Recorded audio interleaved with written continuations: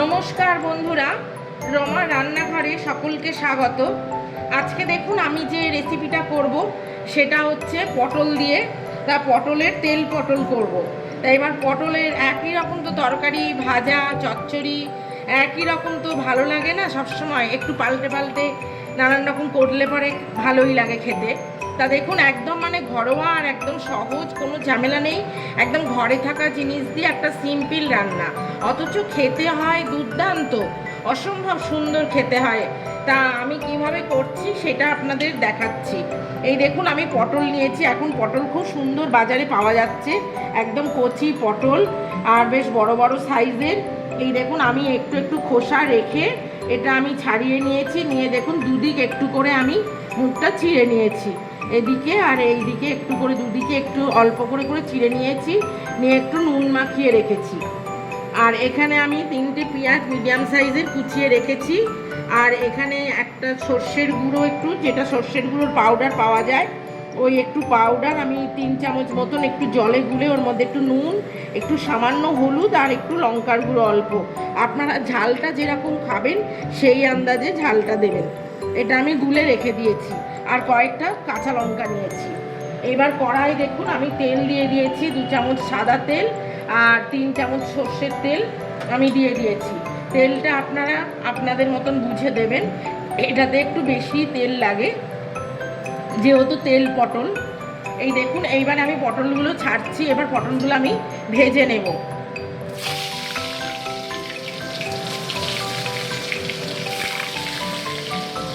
এই দেখুন একটু পটলগুলোকে আমি ভেজে নেব, তারপরে রান্নাটা করব। এই যে দেখুন বন্ধুরা, পটলগুলো আমার ভাজা হয়ে গেছে। এই যে আমি হালকার উপরে একটু পটলগুলো লাল লাল করে একটু ভেজে নিয়েছি। খুব বেশি পোড়া পোড়া করবো না, তাহলে পরে টেস্টটা বাজে হয়ে যাবে, যেহেতু এটা তেল পটল করছি ওই জন্য আমি একটু হালকা করে লাল করে একটু ভেজে নিয়েছি। এই দেখুন ভাজাটা কত সুন্দর হয়েছে। এইবারে দেখুন আমি পেঁয়াজটা এর মধ্যে দিয়ে দেবো তেলের মধ্যে। একদম হালকা রান্না, অথচ খেতে দুর্দান্ত, অসাধারণ খেতে হয়। গরম গরম ভাতের সাথে খেয়ে দেখবেন বন্ধুরা কীরকম হয়। আর রান্নাটা পুরো শেষ অবধি দেখুন, না হলে পরে আমি কিভাবে করলাম বুঝতে পারবেন না। আমার রান্নাটা যদি ভালো লাগে তাহলে পরে শেয়ার করে দেবেন, লাইক করবেন, কমেন্টে জানাবেন কেমন হলো। আমার চ্যানেলটাকে সাবস্ক্রাইব করবেন আর পাশে বেল আইকনটা ক্লিক করে দেবেন, যাতে আমি যে কোনো কিছু রান্না ছাড়লেই আপনারা যাতে সহজেই পেয়ে যান। এই দেখুন এর মধ্যে লঙ্কাটা দিয়ে দিচ্ছি ফাটিয়ে। ঝালটা আপনারা যেরকম খাবেন সেই আন্দাজে দেবেন।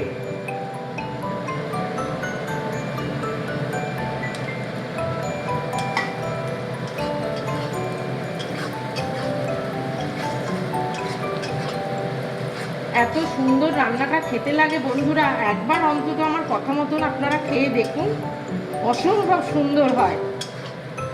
আর কোনো ঝামেলা নেই রান্নাটার মধ্যে, বেশি কোনো মশলা নেই।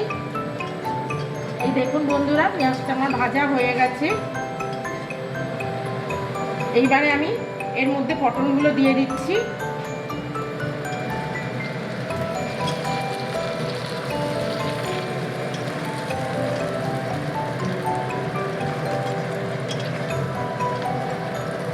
দেখুন আমি এই সর্ষে বাটাটা যেটা গুলে রেখেছিলাম সেইটা দিয়ে দিচ্ছি।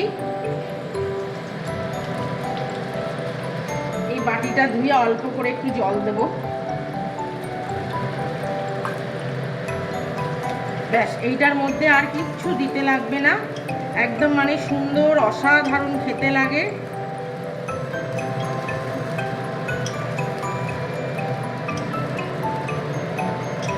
আমি ঠিক যেভাবে রান্নাটা করলাম আপনারা ঠিক এইভাবে করুন, করে খান, কেমন লাগে আমাকে জানাবেন। আমার চ্যানেলটাকে লাইক করবেন, শেয়ার করবেন, সাবস্ক্রাইব করবেন আর পাশে বেল আইকনটা ক্লিক করে দেবেন। দেখুন আমি এতে অল্প করে একটু নুন দিচ্ছি শুধু, কেন যেহেতু আমি পটলে নুন মাখিয়ে রেখেছিলাম আর সর্ষে গুঁড়োটার মধ্যেও যেহেতু আমি নুন দিয়েছিলাম, সেই জন্য আমি বুঝে নুনটা এখানে দিলাম। আপনারাও ঠিক তাই করবেন বন্ধুরা। এবার দেখুন আমি একটু জলটা একটু মরিয়ে নেব, একটু মাখো মাখো করব, পটলটা একটু সেদ্ধ হবে। এই যে দেখুন বন্ধুরা, আমার এটা একদম তৈরি হয়ে গেছে তেল পটল। অসম্ভব সুন্দর একটা সুস্বাদু জিনিস, একটা হলেই ভাত খাওয়া হয়ে যায়, অসম্ভব খেতে ভালো লাগে। আমি ঠিক যেভাবে রান্নাটা করলাম আর যেভাবে দেখালাম আপনারা ঠিক এইভাবে করুন, করে খান। কেমন লাগে আমায় জানাবেন।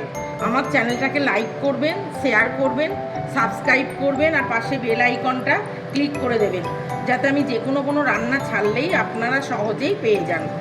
এই দেখুন রান্নাটা আমার হয়ে গেছে, কত সুন্দর দেখতে হয়েছে বন্ধুরা দেখুন। আর এত সুন্দর খেতে হয় যে না খেলে এটা বুঝতেই পারবেন না, এত সুন্দর খেতে হয়।